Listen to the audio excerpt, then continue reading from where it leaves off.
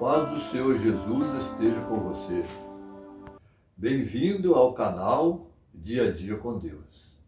Eu sou o Wilson dos Santos, evangelista, e trago um assunto importante da Palavra de Deus, é claro, de acordo com que está proposto, por mim, do canal, de falarmos, só aquilo que as Escrituras ensinam, para o nosso aprimoramento espiritual, que possamos crescer cada vez mais para a honra e glória do nosso Deus. Hoje eu quero falar para você sobre Mateus capítulo 22, 1 a 14. Se trata da parábola das bodas. Eu quero orar com vocês e logo em seguida abriremos a palavra de Deus. Senhor nosso Deus, somos gratos a Ti por mais esse estudo da palavra de Deus. Quando nós abrimos a palavra de Deus, é Deus falando conosco, nos orientando, nos incentivando na carreira cristã. E espero que aqueles que estão assistindo esse vídeo possam realmente tirar proveito desses assuntos bíblicos para o aprimoramento espiritual, para a edificação própria para o reino de Deus. Então nós estamos aqui com esse objetivo de incentivar as pessoas a estudarem a palavra de Deus. Portanto, tudo que falarmos aqui seja para a honra e glória do nosso Deus. Pedimos que esteja conosco, em nome de Jesus. Amém. Mateus 22, 1 a 4. Ela diz assim, a palavra de Deus, Então Jesus, tomando a palavra, tornou a falar-lhes em parábolas. O reino dos céus é semelhante a um certo rei que celebrou as bodas de seu filho. Olha, nessa história, conta-se que o rei preparou a festa do seu filho, a festa das bodas, E o título do nosso assunto é Convidados para as Bodas.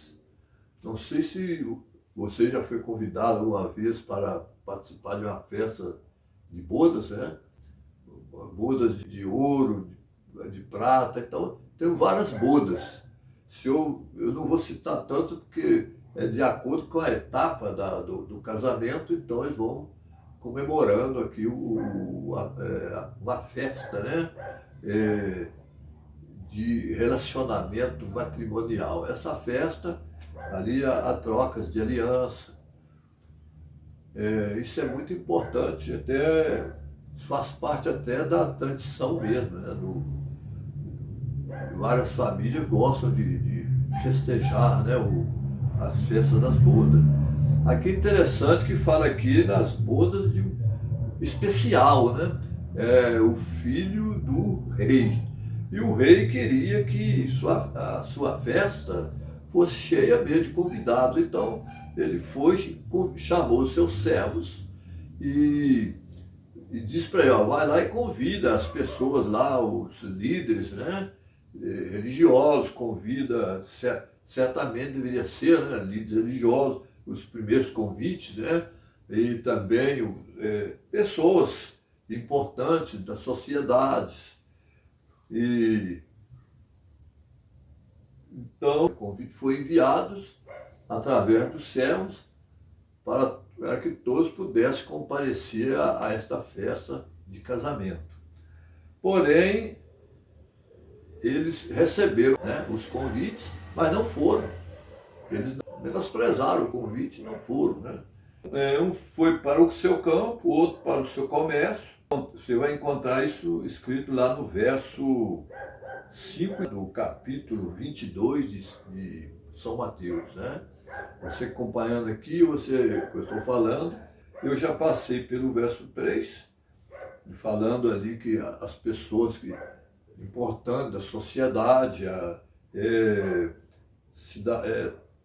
ali pessoas nobres, né, para participar da festa lá das bodas ali, o banquete, né, já estava pronto ali, o jantar estava preparado, os bois, né, a festa de casamento. A festa de casamento é muito importante.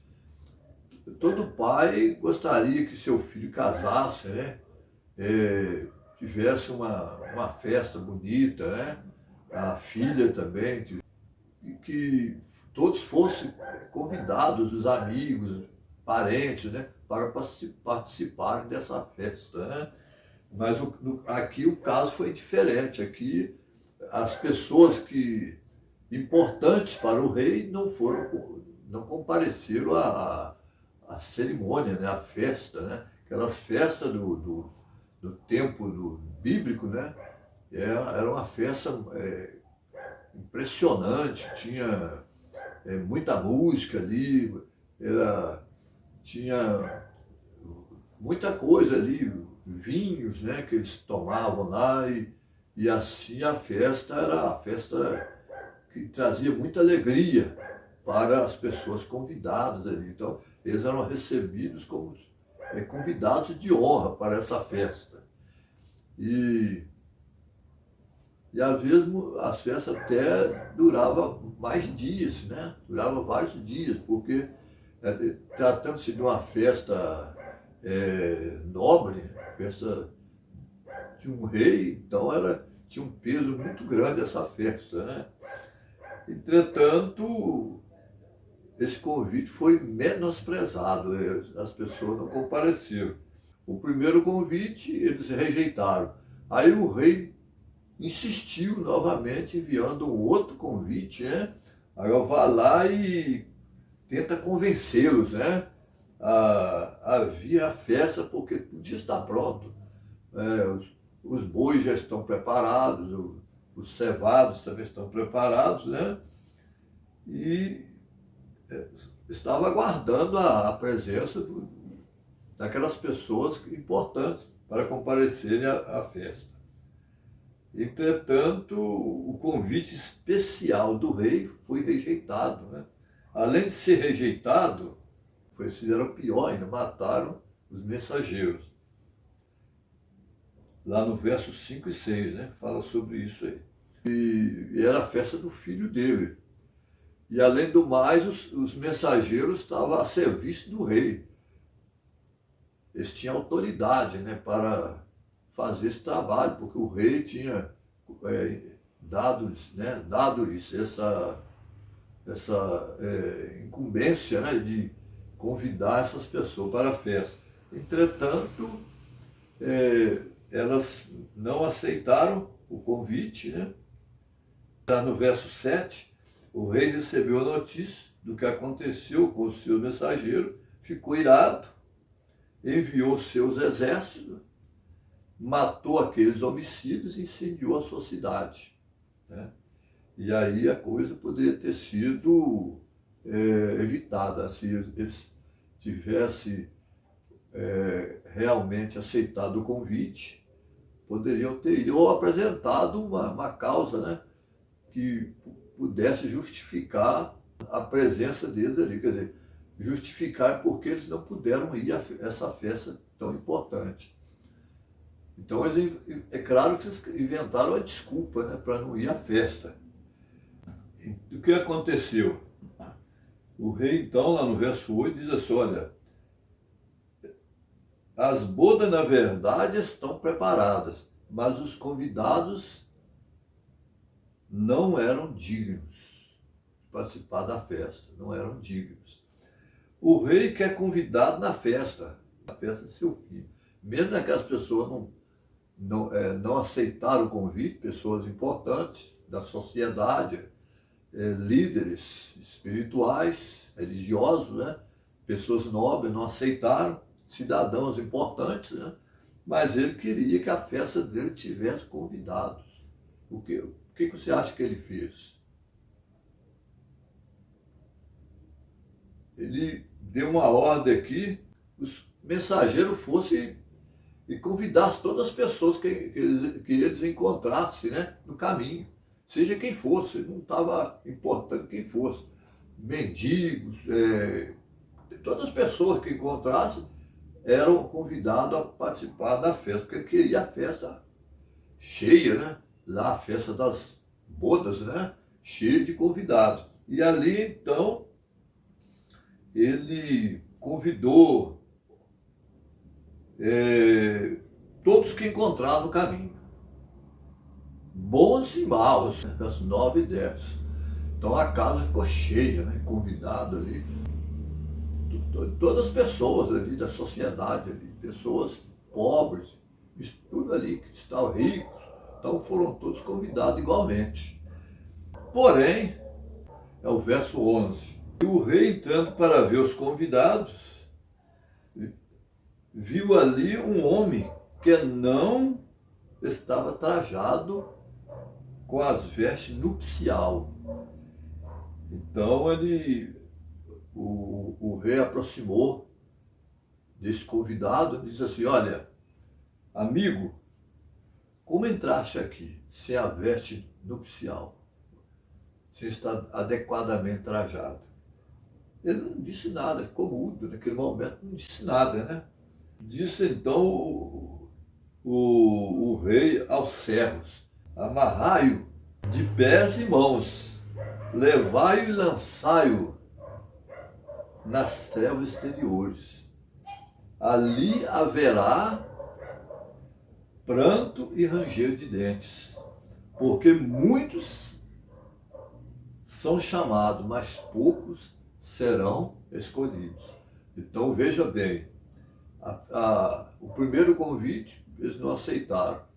Reforçaram o convite, aquelas pessoas importantes não aceitaram. Agora esse terceiro convite aqui, as pessoas aceitaram, pobres, mendigo ali, pessoas abaixo do nível da pobreza, mendigo está abaixo do nível da pobreza mesmo, né? Então, essas pessoas aceitaram o convite e foram à festa das bodas. Mas ali tinha uma exigência. Eles tinham que receber antes veste que o rei tinha preparado para eles. Então cada um recebia sua veste para estar adequadamente trajado para a ocasião, para esse grande evento. Entretanto, estava ali um homem que não tinha essa veste, ele estava sem a veste que o rei tinha disponibilizado para os convidados, né? Agora, esse convidado, ele foi lançado fora dessa festa. Lançado fora da festa, ainda mais amarrado, né? Diz aqui, amarrado e lançado fora, para as trevas exteriores. Essa ilustração, essa história ilustrativa de Jesus, quer nos ensinar. Jesus sempre falava por parábola, ensinava por parábola, né? Nós temos várias parábolas de Jesus. E aí, o que realmente essa história quer nos ensinar?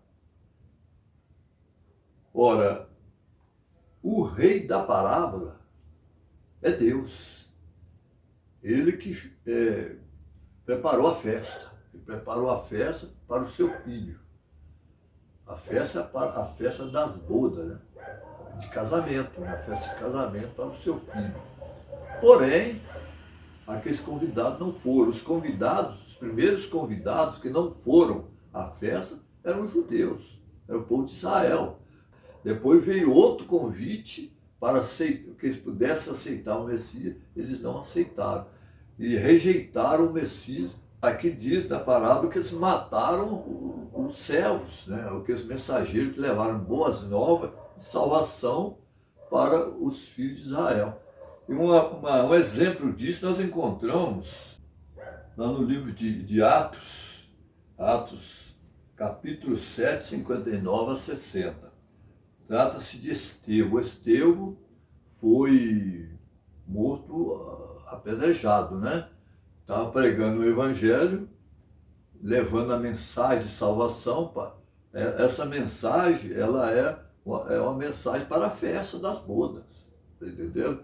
Então, o reino do céu é exatamente, a pessoa para entrar no reino do céu, ele tem que ser convidado para entrar no reino do céu. Então, Deus convida as pessoas para entrar no seu reino. E as pessoas muito rejeitam para entrar, fazer parte da festa das bodas. Então, quando as pessoas não entram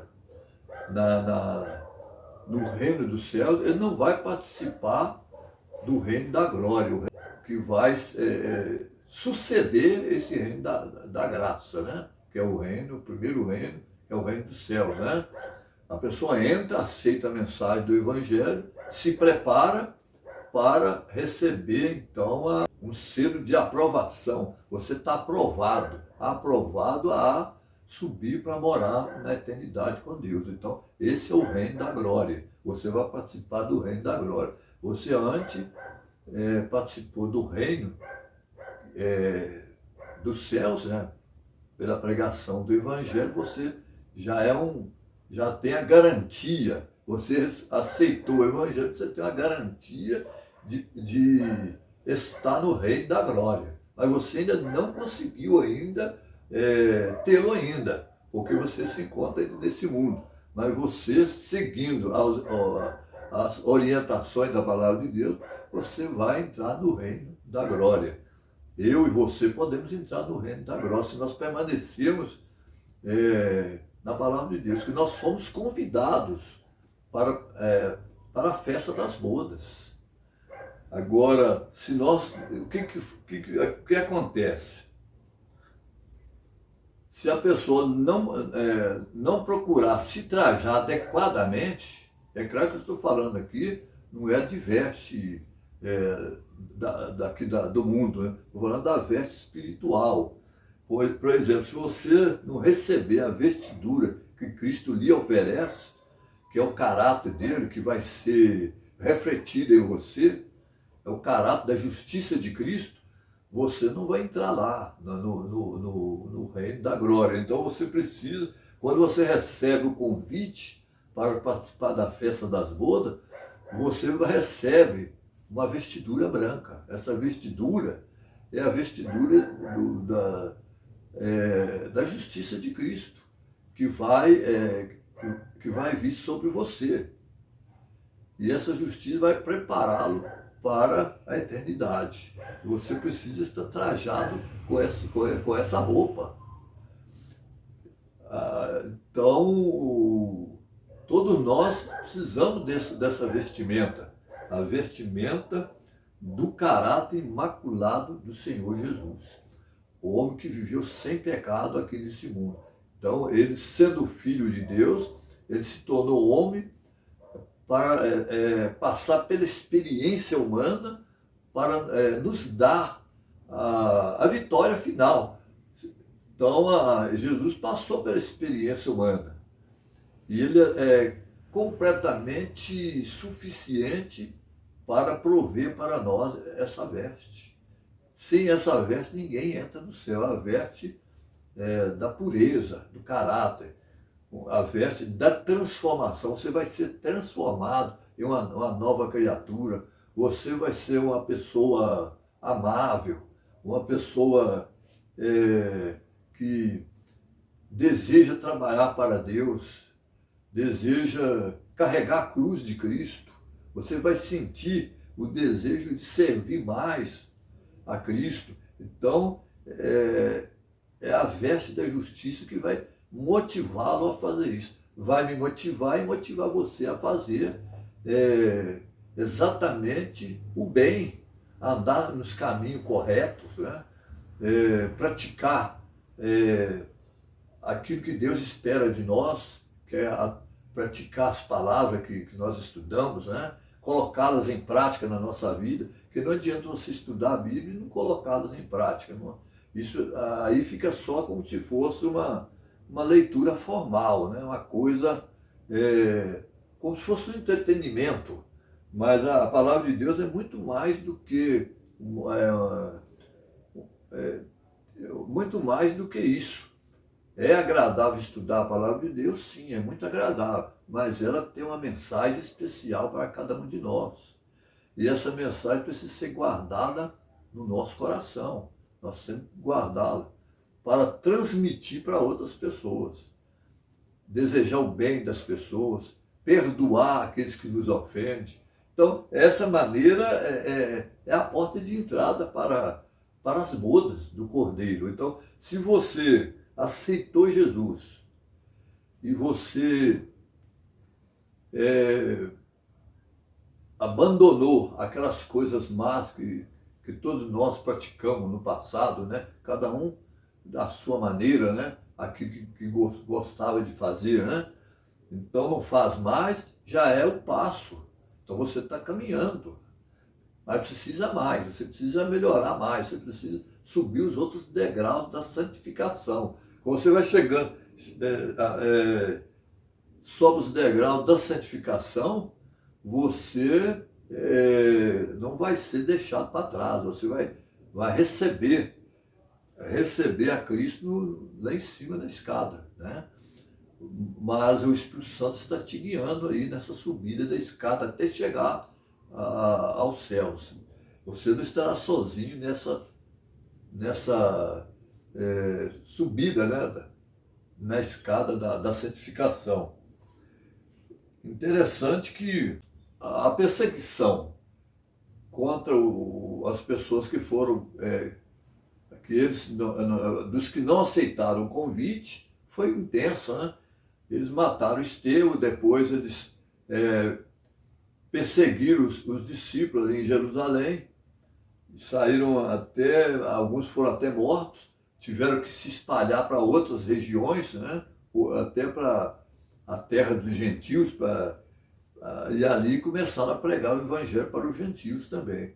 Então, foi uma maneira de serem mensageiros, né? Dali, depois que receberam o Espírito Santo, lá no dia de Pentecoste, saíram todos para pregar mesmo. Cada um foi para um lado para pregar. Filipe foi para uma região, Pedro foi para outra, e assim, Pedro foi preso, né? Lá junto com Silas, foi preso por causa da pregação do Evangelho, e a perseguição continuou, os judeus perseguindo mesmo os cristãos ali. Então, é exatamente o que Jesus falou na parábola, a parábola das bodas, né? Agora, aquele que estava sem a veste branca foi lançado fora, porque aquele que tivesse sem a vestimenta do caráter de Cristo, da santificação, se ele estiver vivendo uma vida mundana no cristianismo, que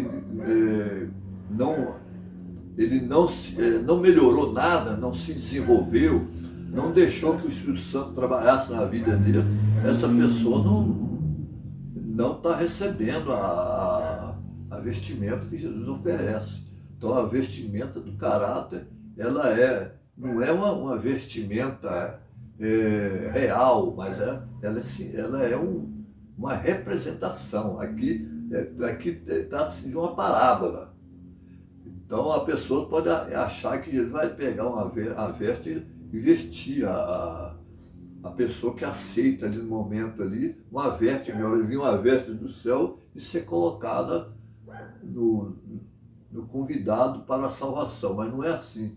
Você já começa recebendo a veste através da aceitação. Quando você aceita Jesus, você não vê a veste, alguém te vestindo com essa veste da justiça de Cristo, mas ela é uma representação.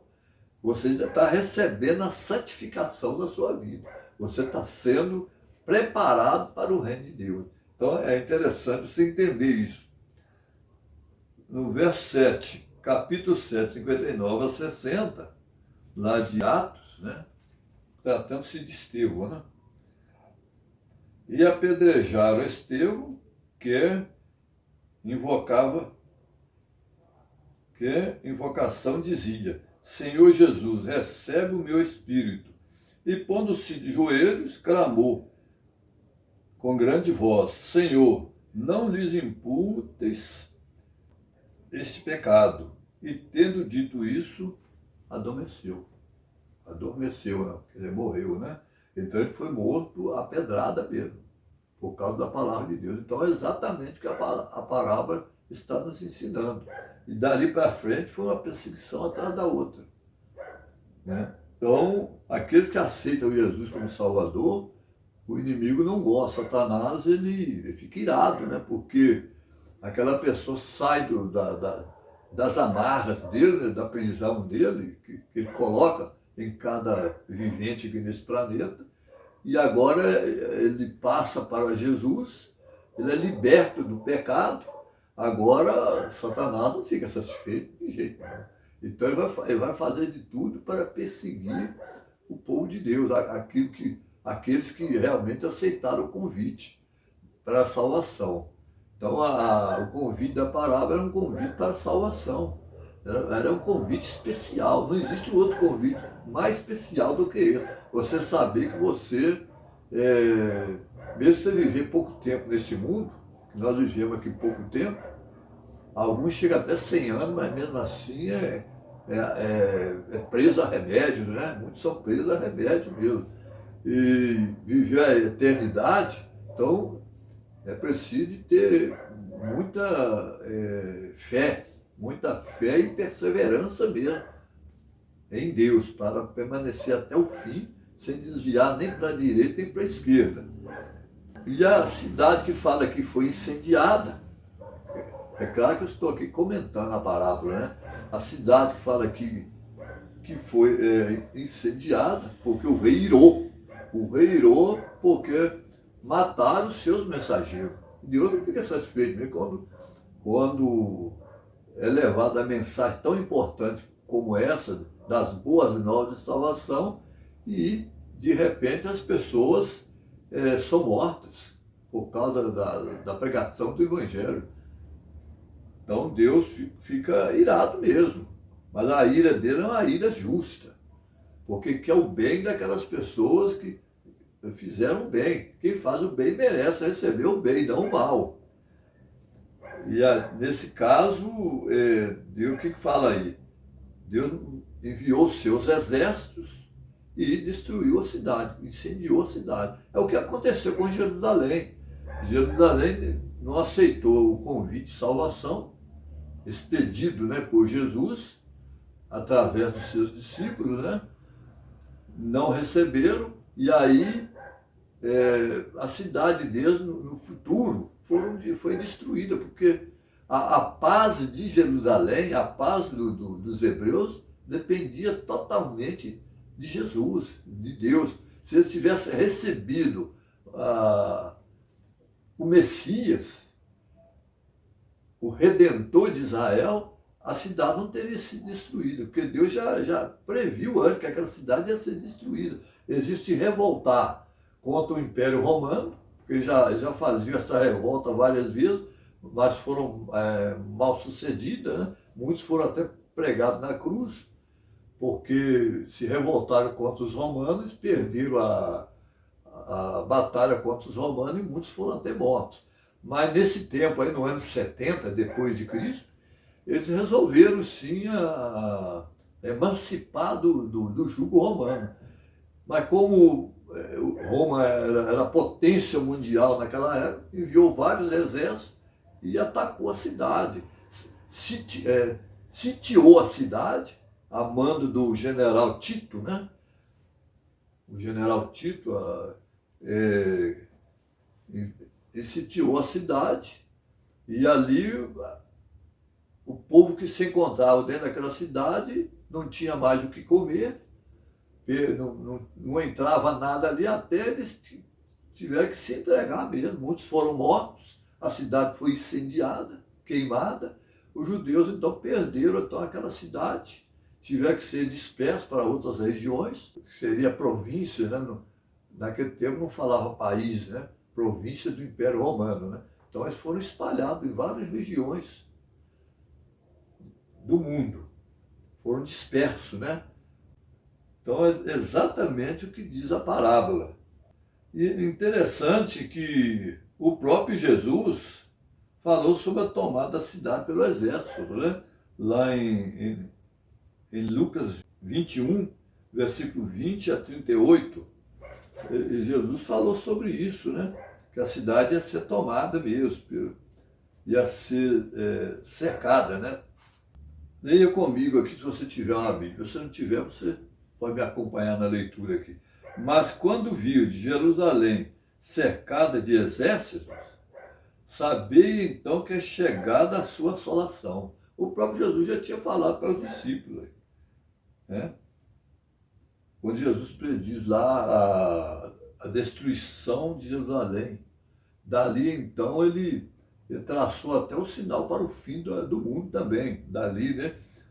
Quando eles perguntaram quando seria o final de todas as coisas, aí ele falou assim, vai começar com a destruição de Jerusalém. Quando você vê Jerusalém sitiada pelo exército, né? Inimigo, saber então que já está na hora de vocês, antes de vocês, se acontecer, vocês têm que sair da cidade imediatamente. Então muitos escaparam antes porque foram avisados mesmo para sair da cidade. Saíram aqueles que não aceitaram o convite para sair, continuaram lá, foram mortos da cidade, né? A cidade foi destruída pelos romanos, né? O templo, que era o santuário de Israel, que era a igreja de Israel, era o templo, né? E aquele templo foi também destruído também pelo exército romano. Mas isso foi predito lá no Lucas 21, 20 a 38, né? Falando sobre isso aí, sobre a destruição, né? de Jerusalém. Aqui ainda diz, verso 21 diz assim, então os que estiverem na Judéia, fujam para os montes. Os que estiverem no meio da cidade, saiam. Os que nos campos, não entrem na cidade. Porque dias de vingança são estes, para que se cumpra todas as coisas que estão escritas. Então aí é que vem a perseverança na palavra de Deus. Então, muitos daqueles que estavam lá, que eram obedientes à palavra de Deus, eles escaparam. Aqueles que não acreditaram no convite de Cristo foram mortos mesmo lá, na cidade. Caíram, diz aqui no verso 24, diz, cairão ao fim da espada, e para todas as nações serão levados cativos. Jerusalém será pisada pelos gentios, até que os tempos dos gentios se completem. Então, Jerusalém foi destruída, né, no ano 70. Muitos ali caíram ao fim da espada, né, foram mortos mesmo ali. Interessante que lá no livro de Daniel, o profeta Daniel em visão, né, ele recebeu também a revelação profética sobre a destruição de Jerusalém. Isso foi muitos séculos, né? Séculos antes do nascimento de Jesus, né? Fala lá no capítulo 9, Daniel, verso 26. E depois das 62 semanas será desarraigado o Messias, falando da morte de Jesus, né? Aqui se trata de uma profecia, né? Das 70 semanas. Que diz assim, no verso 24, 70 semanas estão determinadas sobre o seu povo e sobre a tua santa cidade, para cessar a transgressão, para dar fim aos pecados, para expiar a iniquidade, trazer justiça eterna, selar a visão e a profecia, e para ungir o Santíssimo. Então, essa profecia aqui está falando sobre o ministério de Jesus, né? Terminando o ministério de Jesus, que Jesus ele pregou a chegada do reino dos céus. Quando ele fala nas parábolas assim, o reino dos céus é semelhante aqui no caso aqui, a festa das bodas, né? Então falando ali que chegou para eles essa oportunidade de eles entrar no reino. Entretanto, eles não quiseram, eles negociaram o convite, de não aceitar. Muitas vezes a gente não aceita o convite que Deus nos faz. E a gente perde a oportunidade de entrar na Canaã celestial. para viver nesse mundo cheio de pecado, cheio de violência que nós estamos aí presenciando cada dia, né? No noticiário, as pessoas às vezes escolhem, acham melhor viver aqui, achando que aqui nós vamos ficar eternamente nesse mundo aqui. Na verdade, a nossa vida aqui é uma passagem aqui. Então nós temos algo muito melhor. Deus tem algo muito melhor para nos dar do que ficarmos aqui para viver um pouco tempo aqui nessa terra. Se fosse assim, era muito triste nascer, crescer e depois não ter futuro nenhum. Você não tem esperança de nada, né? Não saber para onde você vai. Você não tem sentido, a sua vida não tem sentido. E não é isso que Deus quer para você, nem para mim, para você. Ele quer que a nossa vida tenha sentido. A sua vida tenha propósito. Por que você está aqui? E para onde você vai? Você precisa fazer essa pergunta, para onde eu vou? Então, se você não sabe responder para onde você vai, você precisa mesmo de examinar as escrituras. E ela vai te dizer para onde você poderá ir, se você aceitar a palavra de Deus escrita na sua vida. Ela vai fazer uma transformação completa em você. Você não será mais o mesmo. A sua vida vai ser completamente diferente. Você vai ser uma pessoa diferente. Então, é isso que Deus quer fazer conosco. Cada um de nós vai fazer com aqueles que aceitarem o convite de salvação. Os terceiros convidados. Os terceiros convidados foram quem? Nós, gentios. Nós é que fomos considerados gentios. Quem é gentio? Estrangeiros. Nós somos enxertados na oliveira que é Cristo. Então, Jesus nasceu onde? Nasceu lá, naquela região lá da Judéia, né? Jesus era judeu. Mas é interessante que nós não fazíamos parte da aliança. E agora nós fazemos, porque nós somos enxertados na oliveira que é Cristo. Cristo nos coloca numa posição de vantagem. Nós não temos vantagem nenhuma, mas Ele nos coloca como pessoas importantes. Herança dele, né? Nós somos herança de Cristo. Nós vamos receber herança e nós mesmos somos herança de Cristo, porque Ele nos comprou com um preço muito grande. Não é ouro nem prata, mas o sangue dele foi derramado por mim e por você na cruz do Calvário. Então, isso deveria ser a nossa meditação todo dia na nossa vida. Nós deveríamos agradecer a Deus por tão grande salvação disponibilizada a todos nós. Lá em Gênesis 12, versículo 3, fala sobre Abraão. O Evangelho, o plano de Deus, ele é interessante. O plano de Deus nunca é um plano só para os judeus. Não. O plano deveria ser expandido, ser abrangente. A visão dos judeus era que ficasse, o plano ficasse só entre eles. Mas Deus queria que o plano espalhasse para o mundo todo. Esse convite aí foi feito primeiro para os judeus, mas eles rejeitaram. Agora os gentios, que é o terceiro convite, agora convida todos, bons e maus. Depois eu vou escolher, eu vou fazer a separação depois. Aqueles que estiverem trajados com vestiduras brancas vão entrar para vai para participar da ceia. Aqueles que não estiverem adequadamente trajados com o manto da justiça de Cristo, esses aí vão ficar de fora. Vai ser lançado nas trevas exteriores. E aqui essa promessa foi feita a Abraão lá. O plano de Deus era que todas as nações fossem abençoadas, não só os judeus, mas todos, né?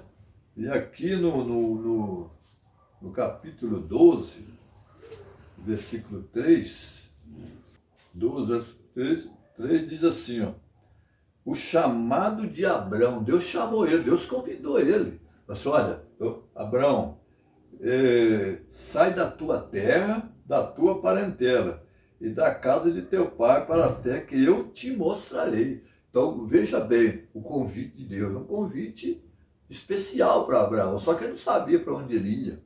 É pela fé mesmo, ele seguiu pela fé. E aqui, no verso 2, ele faz uma promessa para Abraão. E farei de ti uma grande nação, abençoar-te-ei e engrandecerei o teu nome, e tu serás uma bênção. No verso 3, e abençoarei os que te abençoarem, e amaldiçoarei os que te amaldiçoarem. E em ti serão benditas todas as famílias da terra. Então, o exclusivismo judaico, né, dos judeus era que o evangelho fosse regional, mas Deus queria o evangelho mundial. Era uma missão global, que o evangelho fosse expandido para o mundo todo. Então, e alcançasse todas as pessoas no mundo, né? E esse plano está próximo de se cumprir.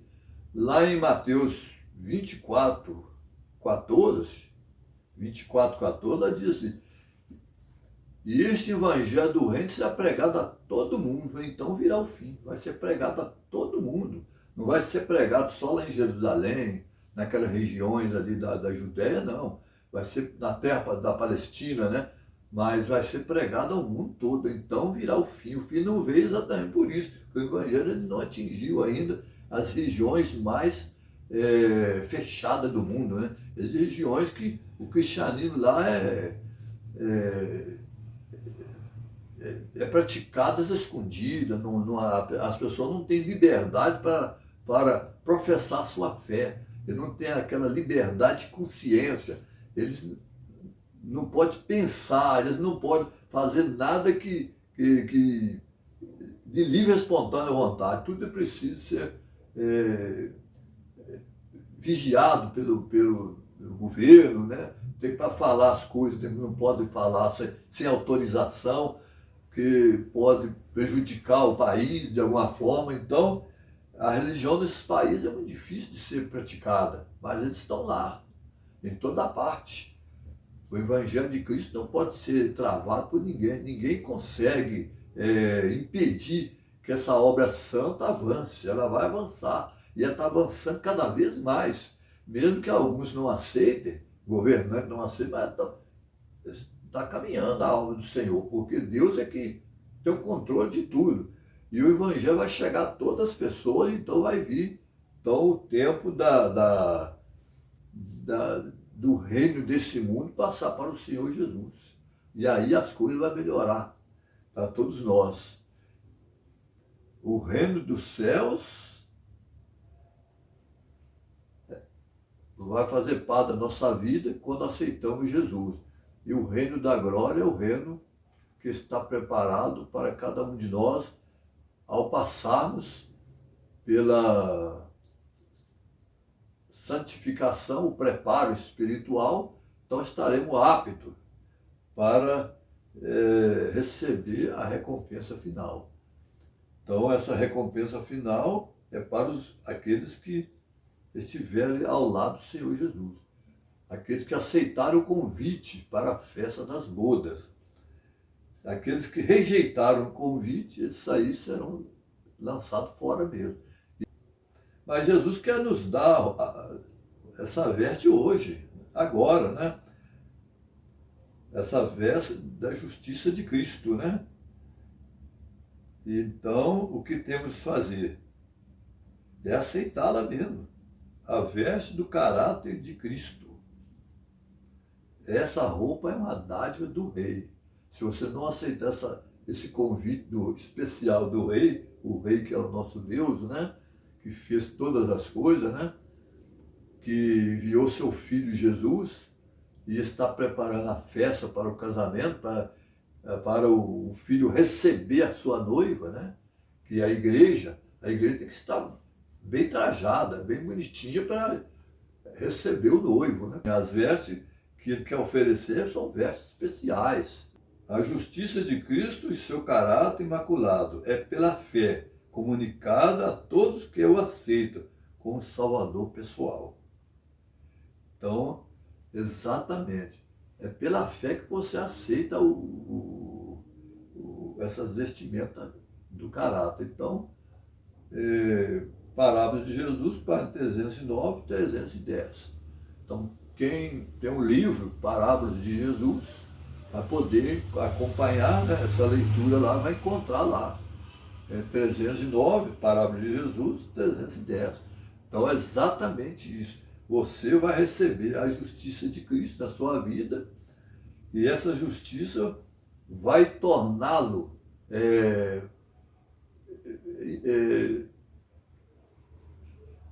obediente à palavra de Deus, né?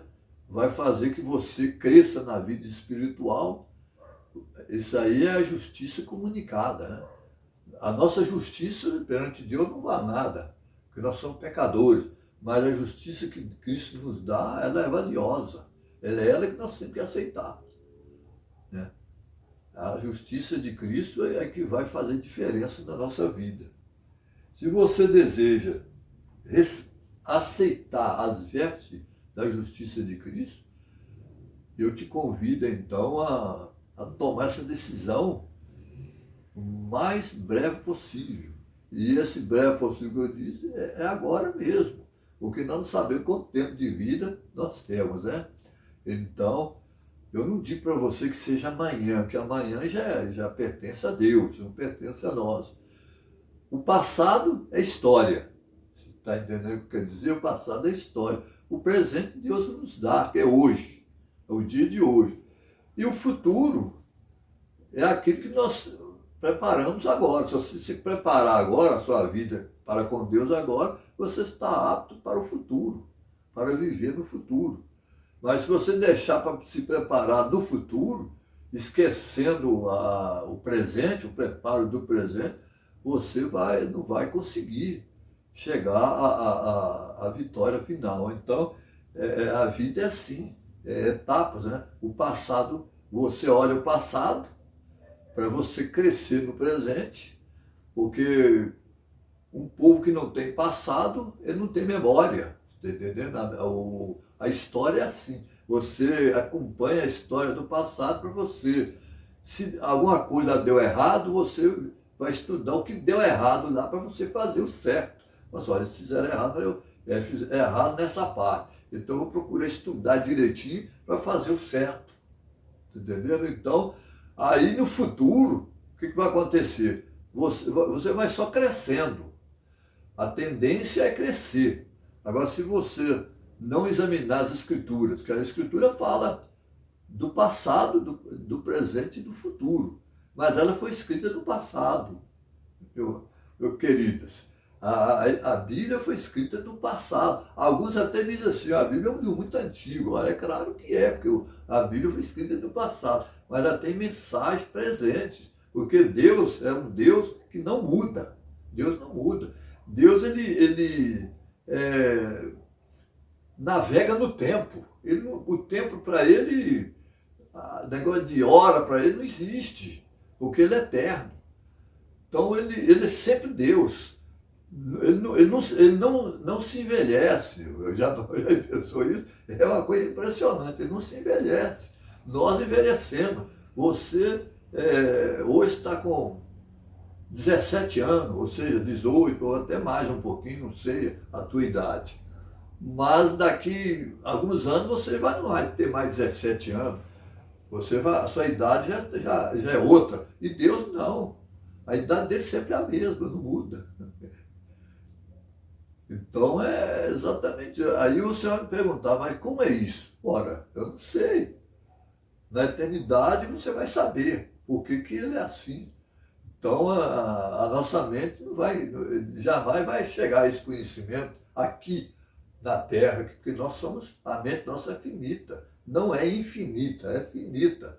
Então nós temos que contentar com aquilo o que Deus é para a nossa vida.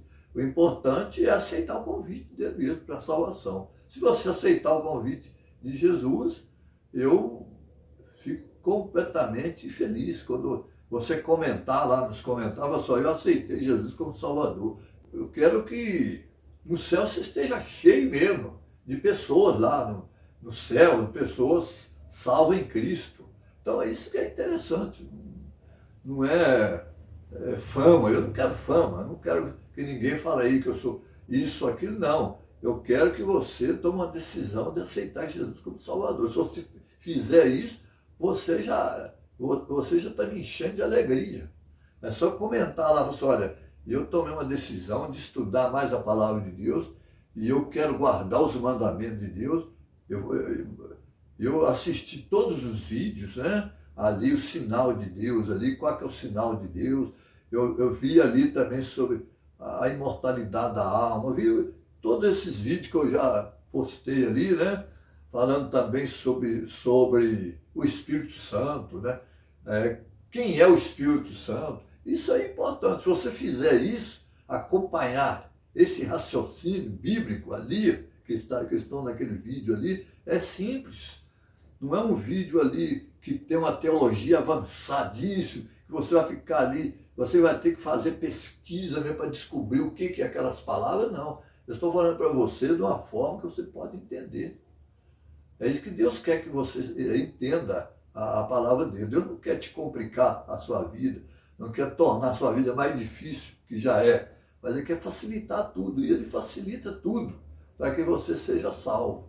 Então é isso que eu desejo para você. Se você gostou desse assunto, você diga assim, olha, eu não só clica não, mas diga assim, eu gostei, eu quero fazer parte do reino de Deus, eu aceito o convite de salvação. E inscreva no canal e compartilhe esse vídeo para as pessoas que você conhece, vai compartilhando, mas eu reforço, não deixe de estudar a palavra de Deus, faça isso que você vai se dar bem, você vai ser feliz na eternidade, você mesmo que o mundo te rejeitar, que houver perseguição, mas você vai vencer em Cristo, que Jesus passou por perseguição e venceu por mim e por você. Então esse é o convite que eu digo para você, que eu deixo para você. Seja feliz e ative o sininho, né? Para me ajudar, que eu possa continuar pregando a mensagem do Evangelho até um dia que eu não poder mais, então eu vou terminar, eu vou parar de postar vídeo, né? Mas eu vou explicar para você do motivo.